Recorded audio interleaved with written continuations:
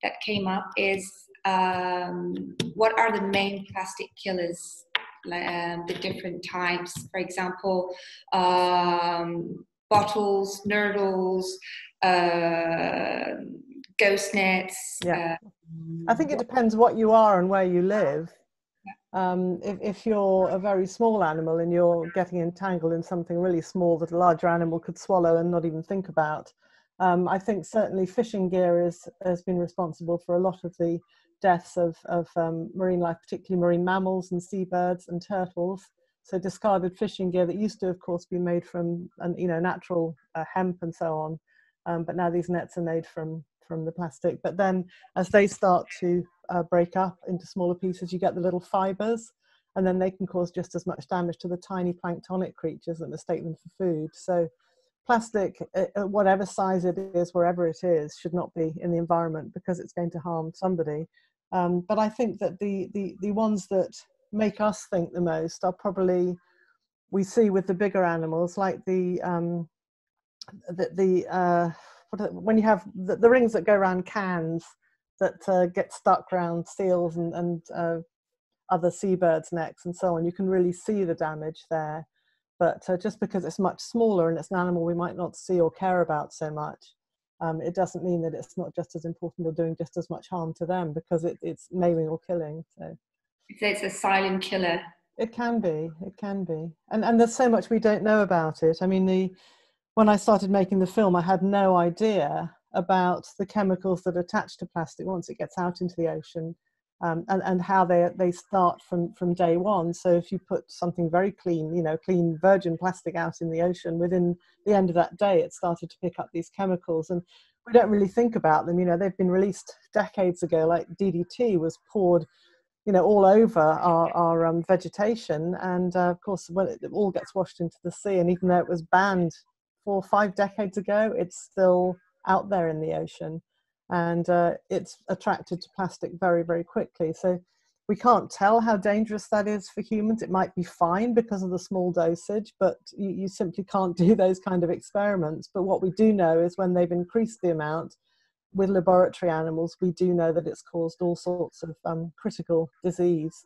And so, without that evidence, I think we have to take a precautionary approach to this. Why would we continue to let plastic go into the ocean if we know it's going to get into the food chain and we know that it carries chemicals? Okay, thank you, Jo. And one last question is about the whales. We talk a lot about the whales that we really mediatize. I mean, everybody knows that there's an importance in preserving the whales and trying to save them, the population, and putting some laws. But as someone came up with, it doesn't just know why it's important to respect all animal and creatures on this earth, but someone said, well, why is it so important to protect whales at all costs? What role? That's a very interesting question, and every time I do a Q&A, I get a question I haven't heard before, and that's one of them. The reason that I decided to put whales in our first sequence of the film was because once I heard about the issue of human health, I suddenly realized that the film I didn't want a target audience to just be the kind of people that might watch Blue Planet, or I would imagine everyone on this call right now already cares about the ocean and would have watched it anyway.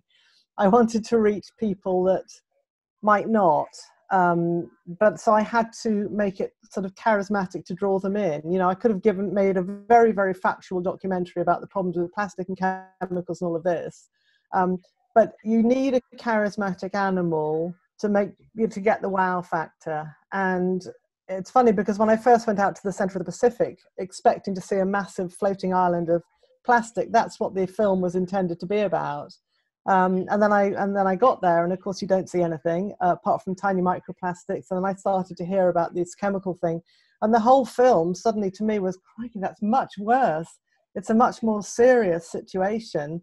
But how on earth am I going to make this little sieve with microplastics exciting? And I actually considered doing a radio series on it and forgetting the idea of doing a film.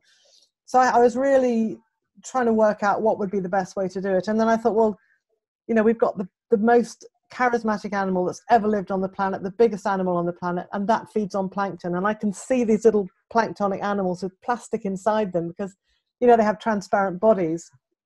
And it just became the obvious link. And I thought, right, if we can start off by having some gobsmacking whales, that might sort of make people think about it and want to find out more. And then, of course, there was the little Brooders whale that died, and I contacted that wasn't our filming. I contacted the guys who I'd actually worked with in Blue Planet who'd filmed that, and asked if we'd be able to use that footage. And bless them, they gave it to us for free, which is very rare in this day and age. And to me, that was such a powerful part of the film. You know, there's something about us from storybooks as children. You know, whales are fascinating, almost mythical creatures. And I think if you can create a story that brings those in, it just opens people's eyes to everything else that's going on. And they're also heroes in fighting climate change, I think. Yes, they are. And that's new information, isn't it? They're the gardeners of the ocean that are, you know, very important to fixing carbon. Absolutely, yeah. Yes. And the plankton, you're talking about plankton as well. Of course, yes. Teamwork is in absorbing the carbon. Yes, and then the whales poo it and it goes down. So, yeah. Thank you so much, Jo. I've got a last question. Yes, I had a question from one of our volunteers in Azraq, which is the chemicals from the plastic in the ocean have an impact on coral erosion. I don't know that one, and I'd be the first to admit it when I don't know. The only thing I would say is that corals eat plankton, and we know that they're now eating tiny microplastics. I would be surprised if it doesn't have an effect on them, and but I don't know anyone that's doing that work. One thing I would say is that on our website, which I think Kathleen might have given you, but it's plasticoceans.uk. Make sure you go to the UK one. We've got a document out called The Science Behind the Film, and it's an 80-page document that kind of distills all of the science that had been done until the time of the film coming out, with 20 pages of references. We've just updated that, and we're about to release a new one, and I haven't read through it. So if somebody's doing something on corals and microplastics, I would imagine it would be in there, or there'll be a reference for it in there. But I'm always on the lookout for that. Thank you, Jay. Thank you. Pleasure. Caitlin, do you have any questions? Yeah. Well, I see from the chat we've got a question from Amy, because we're watching the Netflix version, and her question is referring to the plasma torch and the way it breaks down plastic. I think the technology we're using, they referenced, was a type of I can't even say cryolysis as well. No, that's two different things actually, and I have to say, of all the sequences, I think that one wasn't clear about that. It's not pyrolysis. Pyrolysis will turn plastic into oil, but there are lots of emissions that can occur with that and things. So I'd love to update this film, believe me. Although I don't think I can go through that again. But anyway, but the plasma torch, it vaporizes it. If you heat plastic, you'll get dioxins and furans given off. This superheats it so that it turns into its original atoms. And they can then captivate the carbon monoxide is one of the things that's given off from it, and they use that as a syngas to drive the machine. It hasn't taken off. It was the prototype that we showed, and while we were there, the one that was put in the Navy aircraft carrier was being built, and we weren't allowed to film it, which annoyed me because it was all shiny and new, and ours was a bit, everyone was shoving their sandwich wrappers into it. And then the Navy ship did use it, but I just think that the firm was too small. There wasn't enough investment. The initial cost was too high. So whilst we saw it as a really good idea, the capacity is quite small as well. I kind of thought that if people were to invest in it, if you were to put that beside a normal recycling factory, there's so much that you can't put in the recycling factory because it's either black or it's tiny, tiny fragments. I think it's about 13%. of the plastic doesn't get used in a proper recycling factory. That could have been, pyrogenesis could have been used for that. But the one I'm looking at now, which I think is a much better solution than either that or pyrolysis or any type of recycling, is Mura Technologies CAT-HTR, which I told you about, Kathleen, and that's something I would love to see happening, because I cannot see any fault with that. I really can't. And that uses steam, and there's almost zero emissions. And it produces oil, which obviously isn't the future for all of us, but at the moment we're still running trucks and boats and all sorts of things. We're still using the same kind of fuel. So rather than drilling in the pristine environments that drilling goes on in, or considering fracking, that this could be something that we use as an interim measure for the next 2 or 3 decades, until we can, not rely on oil anymore. Okay. Yeah. No, it's interesting because this is all new sort of technologies that's just coming out, and it's one of those things that I guess until the country adopts it, then the technology will spread. As long as it gives value back to the plastics. Yes, absolutely. Okay. And the thing is, when you make the oil from plastic, it's because the plastic's already been refined. It's actually a better quality. Okay. So how does it compare to the virgin, the virgin, I guess, nurdles or the polymer? As far as I know, it's the same, because they're literally taking it back to its original hydrocarbons. Okay. But I don't want to try and answer on behalf of them, because I'm not the expert. I just know about it, and got my colleague, who's our resident scientist. I asked him to look into it, because I didn't want to be pushing something that had any hidden downsides to it, and he's done the due diligence on it, and it gives me a lot of hope for the future. We just need governments to invest in it and stop investing in incinerators. Right. That's a whole other conversation. Yeah. Well, that's another interesting topic that maybe we can get you and maybe Dr. Jeff to come online. Dr. Jeff Brighty would be a good one for that, definitely. Excellent. We have another question from Robert, and what are the current drawbacks against using plastics that can be safely dissolved into the environment? Oh, interesting one. So these are the bioplastics, often made from food. I think that they're safe. If they burn, you don't get the nasty chemicals given off. The problem with them is that they've been built so well. There's 2 things, actually. One is they're built so well that if they get into the marine environment, it might take about 4 years for them to break down. And during that time, they could cause just as much damage with entanglement and so on.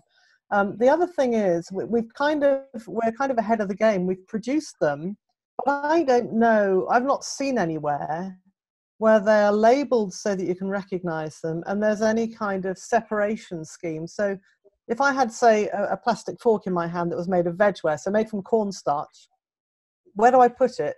Because it can't just dissolve in naturally quickly. So if you put it into the landfill recycling, the general waste, not recycling, put it in the general waste, it will stay for goodness knows how long, because it needs oxygen and it needs heat to be able to compost it. And of course you don't get that in landfills. So other people look at it, and because it's not labeled very well to say this is made of vegetable produce, so they put it in the plastic recycling, because they're trying to do the right thing. But you put 1 fork into a big tub of plastic recycling, then the whole thing can't be used. It actually contaminates the entire batch. So the places I've seen it work, well, the main one I've seen it work really well is the Vancouver Aquarium, where all of their catering is this compostable plastic, and the people who make it deliver it to the aquarium. They then collect it, and Vancouver is one of the few cities in the world that has a proper industrial composter. So then it gets composted industrially, and then it gets replaced with the next batch. So I think there's a future in it. I like the idea that if it does end up in an incinerator, you won't get nasty fumes. But I think we could make it work better. And the ones that dissolve in seawater, I think, well, yeah, they're better than plastic that's going to harm loads of things forever. But I don't see it as the panacea for everything. I think what we need to really think about is our single-use lifestyle. You know, this idea of convenience at the you know, at the stake of the planet, is I think we need to value things more and reuse rather than just keep thinking we can use something once and throw it away. Unless, of course, it's in medicine, and that's a whole different story, particularly now. Yeah. So on that note, we just have to be more aware of like our sort of vegetable plastic bags and versus the plastic bags that are actual plastic. Yeah, it's difficult, and it also depends where you live. I mean, if I was living in London, I'd probably get a lot of my food from the convenience stores, like, I don't know if you have Tesco, but Tesco Express, that kind of thing, and everything in there is wrapped in plastic.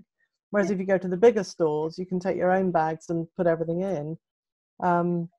And you know, you can select food that's not triple wrapped. It just depends where you are. You know, you've got to look around and do what you can, but you know, not beat yourself up for not being able to do everything. I think if everybody did a little towards this, it would be much more effective than just very few people going completely plastic free.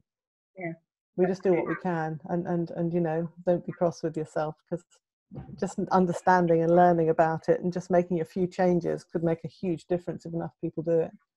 Okay, great. Good answer. Another question we have from Caroline, and I believe she was watching as well too.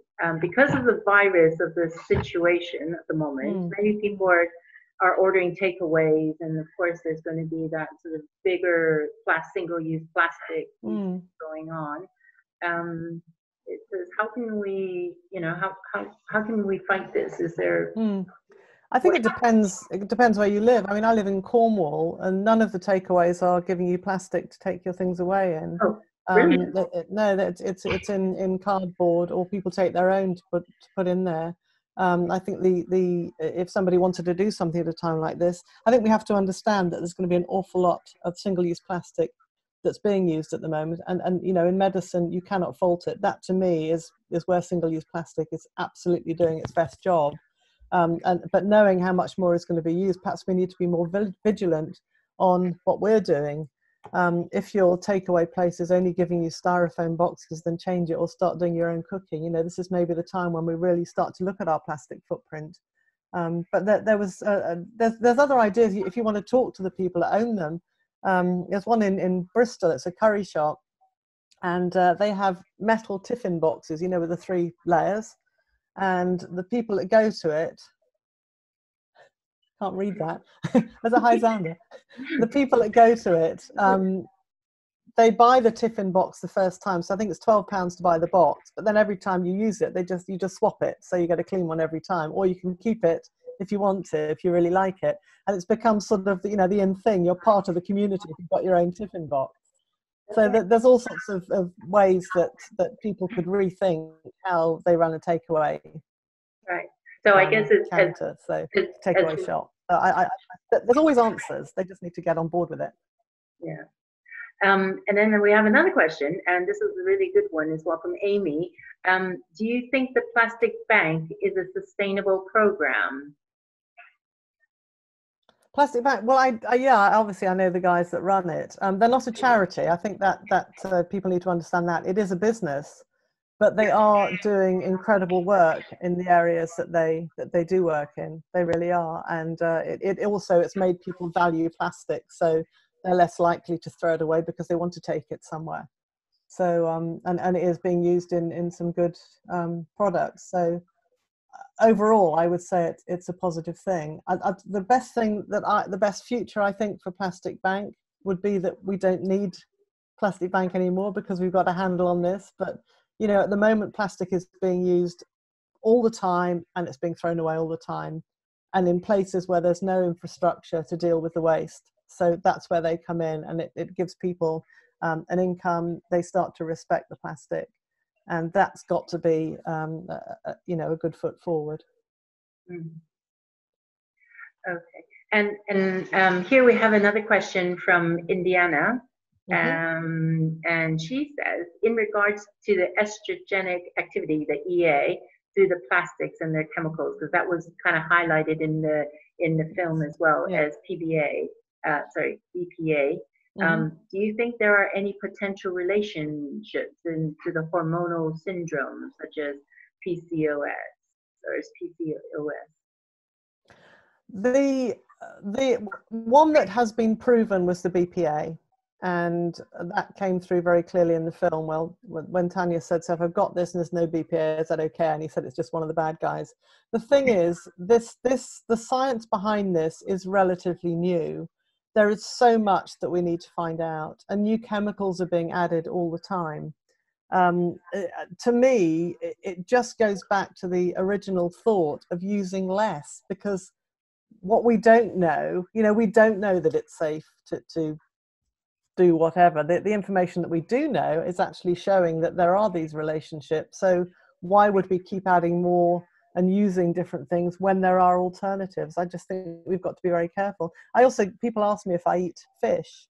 And yes, I do. I don't know if I would if I was pregnant, but that's never going to happen at my age. Again, I mean, it's the precautionary approach. I think fish is probably still safe to eat. I should think it's still good for us, because of all the goodness that we know is related to fish, and it's a very big part of many people's diet. It's the only protein a lot of people get. And that again goes back to why we're letting plastic get into the ocean. If we know that these chemicals are going to be uptaken onto it and get into the fish that we eat. I don't know if that answered the question or not, actually. I've talked so much, I've completely forgotten how the question was worded. So my apologies. Is that okay? Indiana? Indiana, what a fabulous name.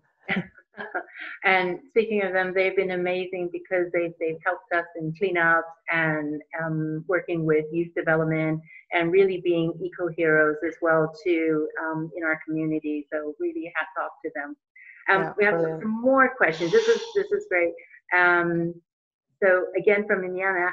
So also hypothetically, if the entire world were to immediately stop producing plastics, how long would you think the world would take to recover? I absolutely don't know. What's amazed me is removing the humans from the outside world for a bit has done incredible work for the environment. But the other thing is I wouldn't want to remove all the plastic from the environment. Plastic has saved nature many times over. If you think about it, anyone who wears glasses, that was made from turtle shell. We're using plastic now. There's if you think of I go to schools and all the kids are sitting there on plastic chairs. Imagine if those are still being made of wood, how many forests would we have destroyed for furniture? And plastic can be made to look like wood, and we use it on countertops and things. So there's so many good reasons to use plastic, and obviously in medicine you can't put a price on it. But it's a case of, if we perhaps the better way to ask the question, I'm not criticizing, I'm just thinking off the top of my head, is if we were to stop putting plastic in the environment now, how long would it take to recover? And I think nature recovers very well, but we also have to think we cannot get that plastic out of the environment. What goes into the ocean, 90% of it will eventually sink, and it will sink as tiny fragments which are mixed with the sediment there. And we know about the way the ocean circulates, from the deep up to the top. It's a constant cycle. So the plastics that's there is certainly going to remain there. I think all we can do is just stop it getting there, and stop it getting any worse, and stop it getting to a stage where it's dangerous to eat fish and so on.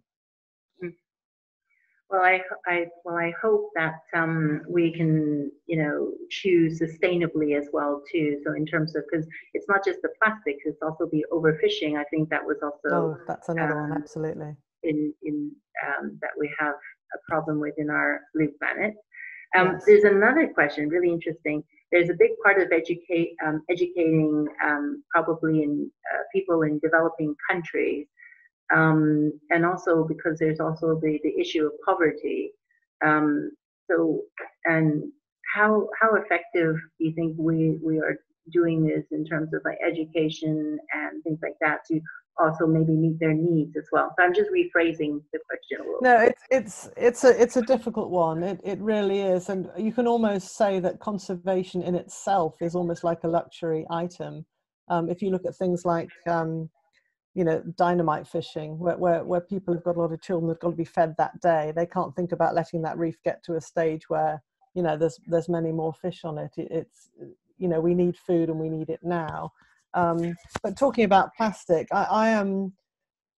our film and the talks I've done have gone to people in so many different countries, of all different backgrounds, and in many cases it's those that have less that want to do more. And one of the things I would love to have had in my film is the work that's being done in developing countries, including the Philippines, Vietnam, China, Indonesia, where they are having plastic-free towns and plastic-free villages, where they've gone back to growing their own stuff. They've cleaned it all up. The local municipalities have nothing but praise for them, and they've just decided we don't want this in our environment, and have been really showing the developed world what we should do. So I don't think just because people are from a poorer background that they can't do as much, if not much more, than those of us that have been taking plastic in our lives for granted for so long. And certainly if you look at the work of Afroz Shah, and I really recommend you look this guy up, it's AFROZ and then Shah, SHAH. He's a UN ambassador. He's a guy from Mumbai.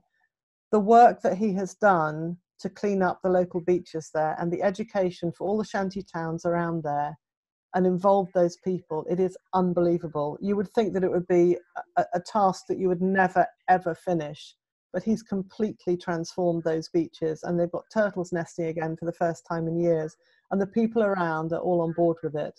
And that's just through him talking to them and then educating more, and those educating more. And I think that everybody can be part of the solution. And so often we look towards those communities to show us, because, you know, we just turn a blind eye to so much, and yet they're the ones that are caring the most, and it probably affects them more than us.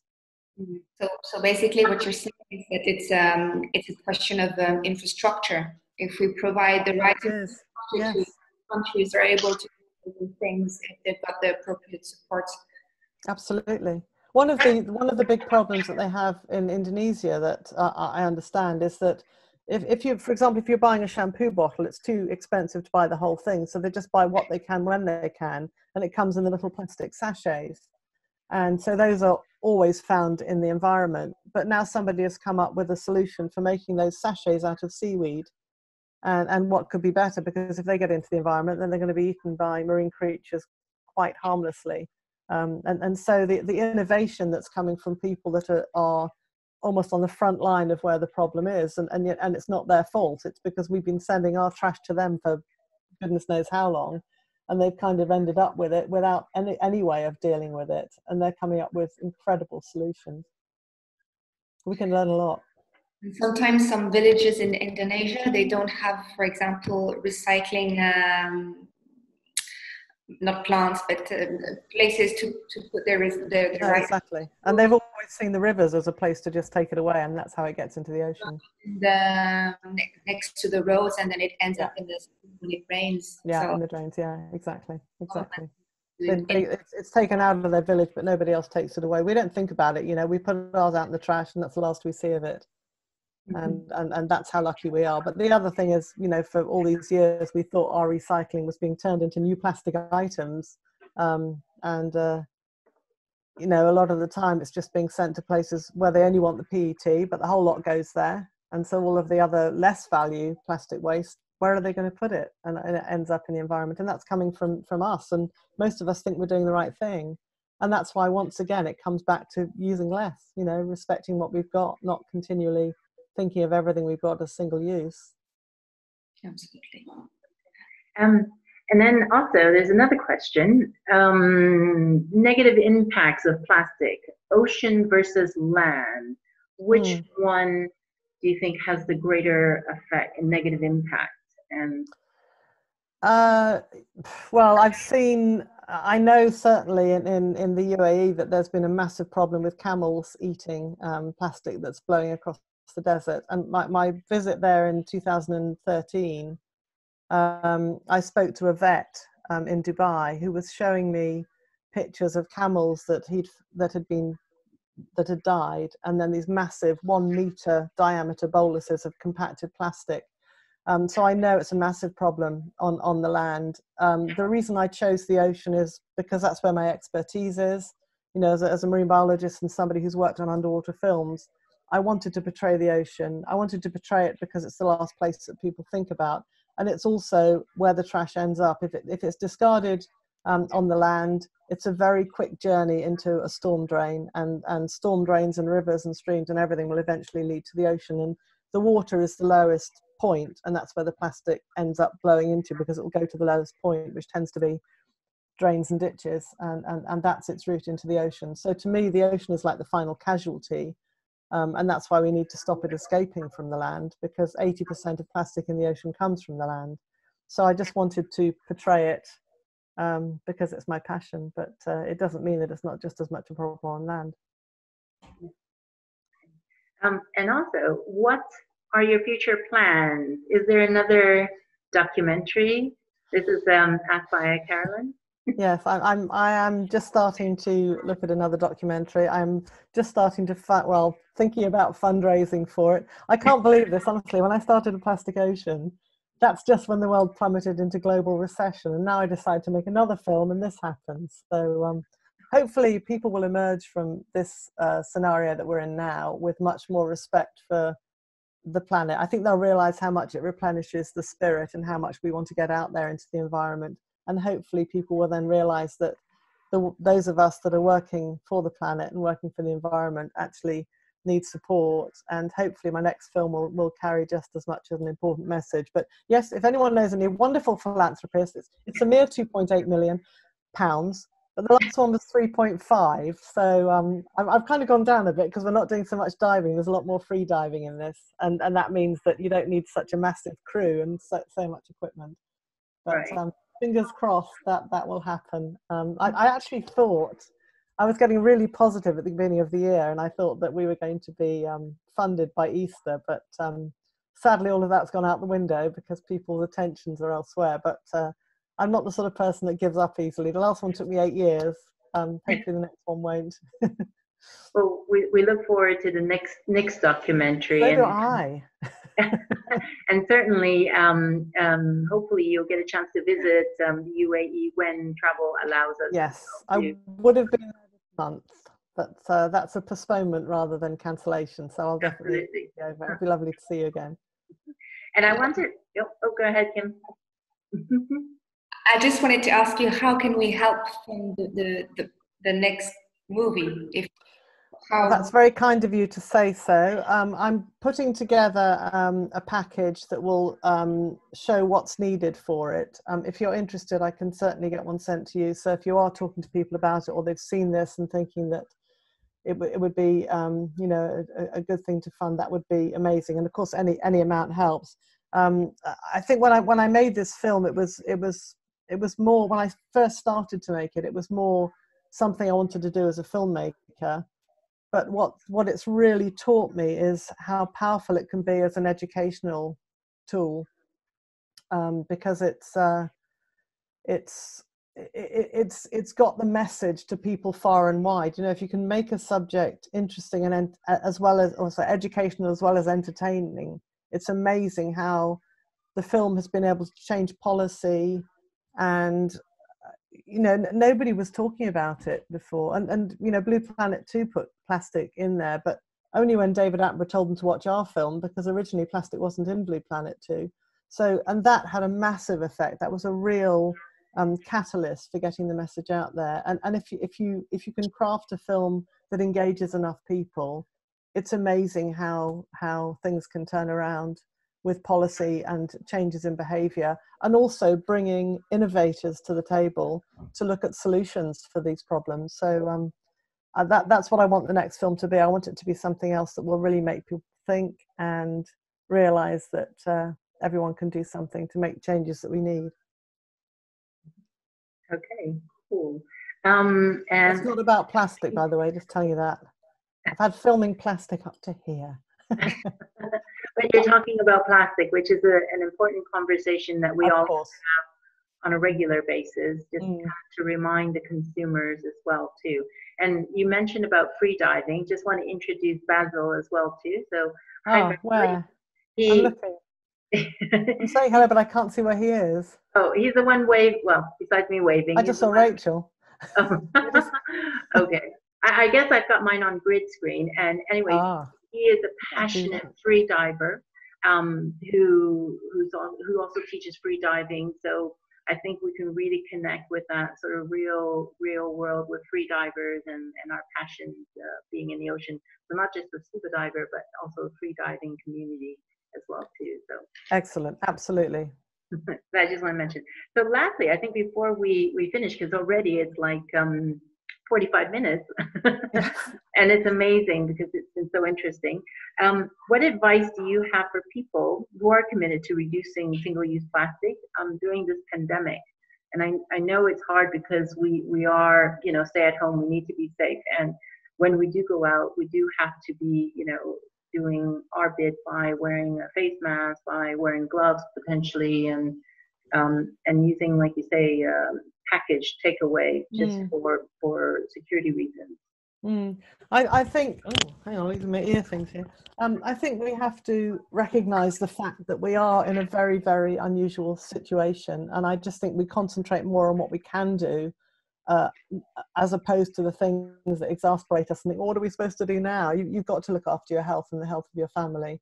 But if that makes you look at other habits that you have that you hadn't thought about, like, for example, buying soap in a liquid bottle, maybe you could change to your solid soap and just make that change. If you could make one change for every face mask or every pair of gloves, whatever it is, then hopefully we can offset it and maybe get people to really think about their plastic footprint. Because the last thing I would want to do is say don't go out with a face mask or gloves if that's what's going to keep you safe. I think there's alternatives like washable face masks, the textile, we can choose a textile. Excellent. Yeah, I can see Cynthia's there. And as you said, buying in big bottles of shampoo, big pots of yogurts. Yes, that's right. Yes, if you buy big ones and you decant from that, then you've only got the one big container instead of lots of little ones with lots of surface areas. Yeah, and especially for those who have kids at home during quarantine, because I've got a little girl, when you buy in bulk, it also helps you to do like flower pots, plants, and you can actually recycle in your own way. And I'm not doing any product placement because I don't work in that for that brand, but Lush, they do soap bars, they do shampoo bars without even using plastic and deliver to your door. Yes. So during that some are better than others. Yeah. I've discovered some make your hair look absolutely awful, and others you think actually that's okay. And they last much longer than a normal shampoo bottle, those ones. Oh, okay. Just look at what you can do rather than what you can't do, I think is my final advice on that. I like Amy's mask, homemade mask as well too. Yes, brilliant. Hers has, is it sharks on there? Or was it turtles? She has I want one. Sharks and dogs. Oh, fantastic. Sharks. Sharks. Very amazing. I want one. Okay. What I want to do is just say thank you again. I've got to go on a call in 10 minutes. I don't. So I want to say thank you to Kim my as well pleasure. from Azraq. Absolute pleasure. Thank you everybody for watching. And yes. I'm sure we would love to get you back when we can. I know you're a very busy lady. But we know the technology now. Yes. Who heard of Zoom like a month ago? I think everybody had a very fast learning curve using this, and it's amazing because it really has connected everybody, and especially like on occasions like this that we're able to connect with you, who has been an inspiration to a lot of people as well to affect change. So we would thank you. Kim, thank you. Last words from you? I'd just like to say thank you very much for doing that documentary on behalf of Azraq, because we're a non-profit marine organization based in Dubai, and your movie is a really powerful message, and we're so glad that there's people on this earth out there like you conveying that message. So thanks a lot. Thank you. That's it. For me, it's an absolute pleasure, and it's so nice that 3 years after the film, people are still looking at it and wanting to know more. If there's any teachers among you, we've just released some new materials, and there are 3 short videos. I think 2 are 5 minutes and one's 10 minutes, which are free to download, free to watch on plasticoceans.uk. If you go to, can't remember, it's the bit where it says schools anyway. Then you can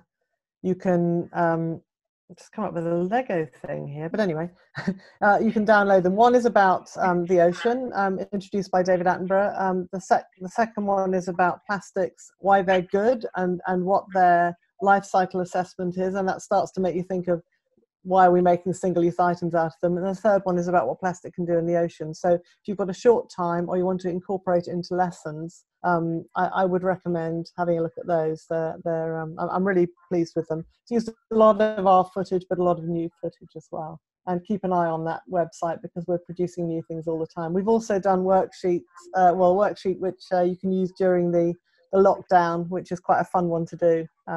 Get involved with that. Okay.